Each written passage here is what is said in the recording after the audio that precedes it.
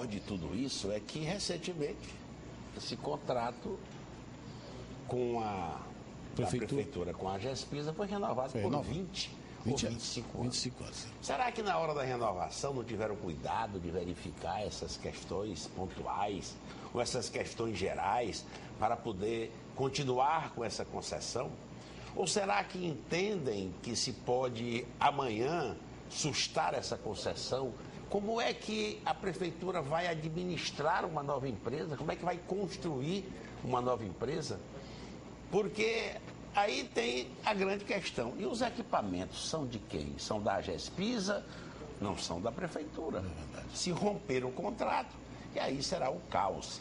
Vamos pensar em soluções mais objetivas. Vamos pensar em soluções que possam resolver o problema. A impressão que eu tenho tido dessa nova gestão é de que há uma busca para corrigir esses problemas. É verdade. E os problemas são gravíssimos. São problemas de 20 anos. Eu me lembro muito bem, como se fosse hoje, quando a Gespisa foi saneada por volta de 93, 94, na gestão do governador Freitas Neto. Rolou toda a dívida da Gespisa, a Gespisa ficou, como se diz, zerada. Né?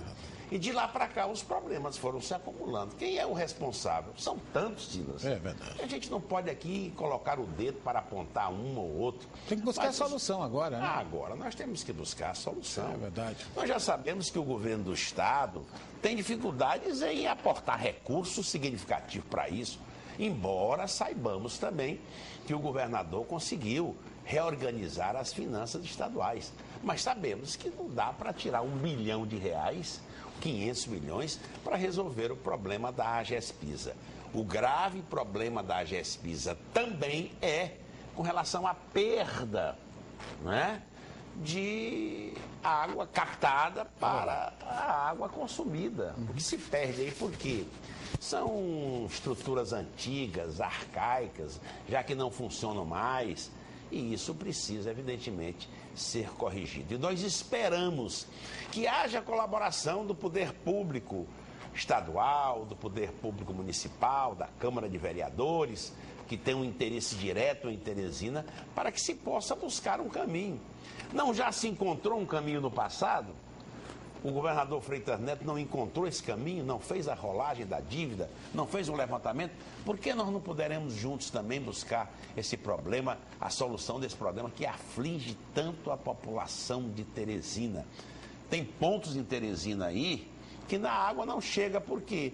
Porque não foi feito na época da construção dessa parte que vai para cidades, locais altos, não se cuidou bem disso, e a energia, e a água não chega sobe, lá, não sobe lá.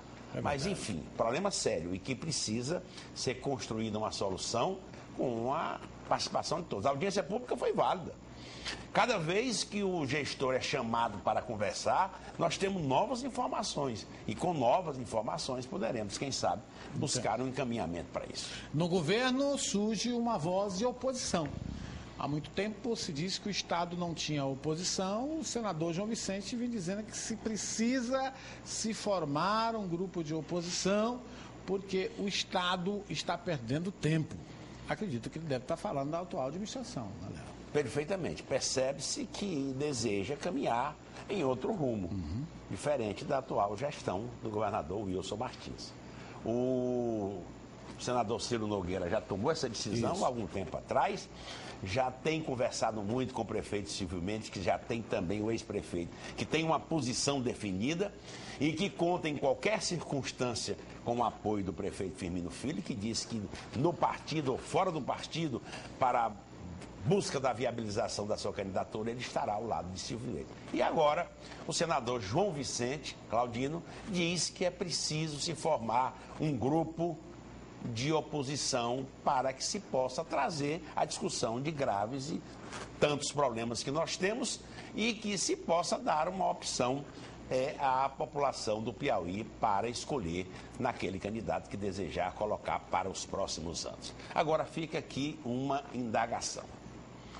O senador João Vicente é o comandante do partido. É verdade. Né? Tem trânsito em todo lugar, é um cidadão simples, muito bem recebido, mas fica a pergunta. O deputado Nerinho é um dos seus fiéis aliados. Muito ligado ao João Vicente. Muito ligado. O deputado Fernando Monteiro. É dono do pedaço do governo. Né? E quando fala em sair, o Fernando Monteiro faz ouvido de mercador. Pronto. O deputado Hélio Isaías também. Não é lá essas coisas, mas também... Na hora que fala em sair, ele diz, não, eu não saio. Né? Eu estou sendo bem tratado e tal. E aí, será que há possibilidade de sobreviverem líderes sem liderados sem líderes e líderes sem liderados?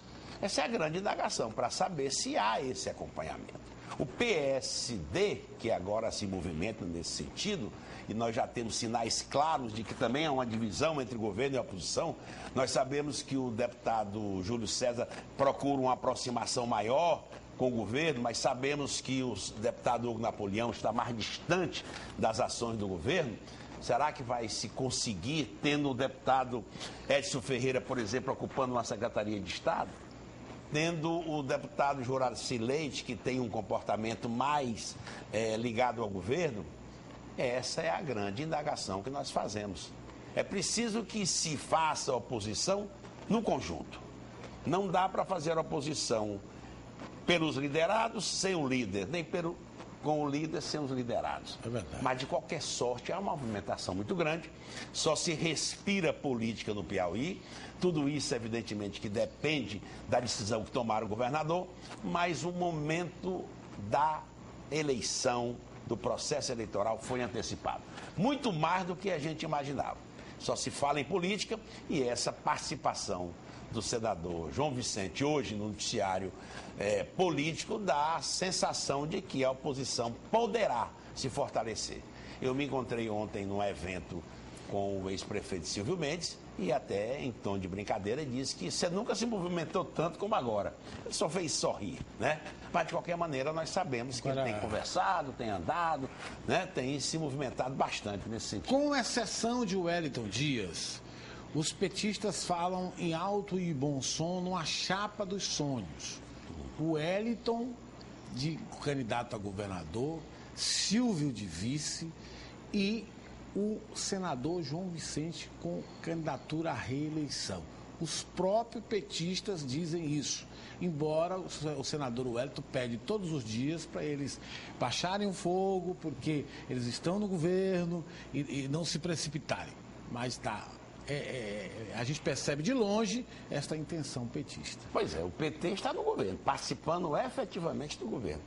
Tendo um tratamento do governador extraordinário. É verdade. Tratamento, desde que assumiu, tem tratado o PT a pão de ló. Evidentemente que é difícil você ser dono do todo o pedaço e depois se contentar com uma fatia do bolo. Isso no começo do governo do governador Wilson Martins, nós sentimos de alguns petistas, mas o senador Wellington não larga. Não. Presente colado, todo o tempo. Meu amigo. E se estiver alimentando essa expectativa, estará rompendo com o governador Wilson Martins. Porque, ora, se esse grupo de oposição se forma, ele é oposição a quem? Ao atual governo. Então nós vamos ver aí, pagar para ver essa questão, que é uma questão de muitas conversas, Ciro, e muito assunto que nós teremos aqui durante esse período que antecede o processo eleitoral. Eu conversava com um tucano importante no PSDB, que nos disse que o Firmino tem um pepino difícil de descascar.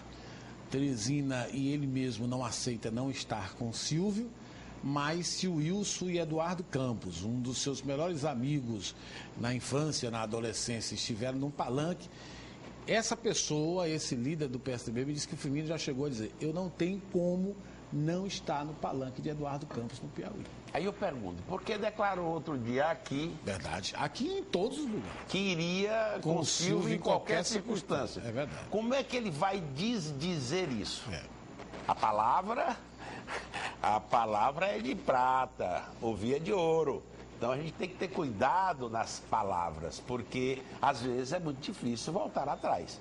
Essa declaração do prefeito Firmino, ela está aí registrada. Tá, verdade. Se amanhã ele tomar outra posição... E ele já pagou o preço por voltar atrás de algumas decisões. Que preço? caríssimo, Caríssimo, né? verdade. Acredito que com a maturidade, com a experiência adquirida nos últimos tempos, não vai cometer. Me parece que a declaração dele foi absolutamente consciente de que o Silvio, sendo candidato a governador, ele estará em primeiro lugar ao lado do Silvio. Isso aí não deixa a menor dúvida. Léo, o povo quer saber. A presidente Dilma já estaria mandando recado para o PSB? A Sudene seria um recado? Há uma movimentação em torno da possível saída do Paes Landim, que seria uma indicação do governador Wilson Martins. Isso tem veracidade? Esse boato também correu todas as rodas no final de semana. A pressão é grande. A pressão principalmente daquela ala do PT que diz, bom, agora chegou a hora do PSB se definir. Ou fica no governo ou vai ter que acompanhar a presidente Dilma. O ministro da Integração, ligado ao governador de Pernambuco, já disse que vota na Dilma. E aí, como é que fica, né? O certo é que não sei se é o melhor caminho de pressionar para receber o apoio. O apoio, quando é concedido através de pressão, geralmente ele pode se reverter no momento adequado e oportuno. Ele nem sempre é verdadeiro. Eu só estranho, Silas, é que a presidente Dilma, com tanta popularidade que tem, com tanta aceitação, corrigindo alguns erros cometidos pelo seu antecessor, o presidente Lula, que também teve muitos acessos, tanto que é popular nesse país, é a pessoa e o líder e o cidadão mais popular nesse país e mais carismático, mas ela fez algumas correções que seriam necessárias. Com toda essa popularidade, para quem está se envolvendo nessas questões? Não poderia estar navegando aí e trazendo aqueles benefícios que nós tanto esperamos? Por exemplo, aqui no Piauí todo mundo diz que foi uma presença muito amena, muito simpática, muito agradável, mas de concreto nada. Já no Mato Grosso foram 300 ônibus escolares para 78 municípios. Se tivesse trazido para cá, nós estaríamos felizes mais ainda com essa decisão. Aqui teve muito ministro, mas só conversa. Mas no Mato Grosso foram 300 ônibus. Estamos aqui entregando 300 ônibus para 78 cidades. Quase 4 ônibus para cada município desse, ônibus escolar, que são muito importantes, para que os nossos estudantes do interior não tenham que andar naquele pau de arara e naquela situação vexatória. Aqui foi só conversa. Pode ser ainda essa preocupação exagerada com o PSB? Acredito. Pode ser, né? Acredito que a pressão está grande para que tomem uma posição. E aí o PMDB cada vez mais ligado a presidente, o Michel Temer, vice-presidente da República, é um homem habilidoso e está realmente conseguindo conquistar a simpatia e o coração da presidente, que tinha uma certa aversão a ele, mas parece que ele conquistou.